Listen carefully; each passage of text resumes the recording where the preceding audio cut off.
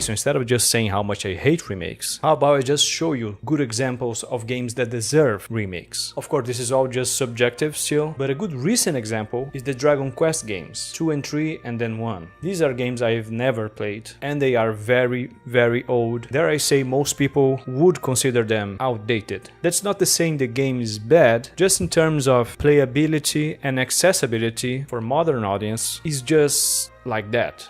So when it goes from that to this, even people like me that never played the game suddenly got interested just because of how beautiful the game is now and how good of a remake it really is. It's not just visuals, everything feels like there was care and attention put into it. So this is the prime example of a game that, in my opinion, not necessarily needs a remake, but it's a game that myself and many others, just from a culture perspective and when we were born, don't have necessarily the right imagination to fill in the gaps with the old graphics, because they were, in this case, very old. Also the sound.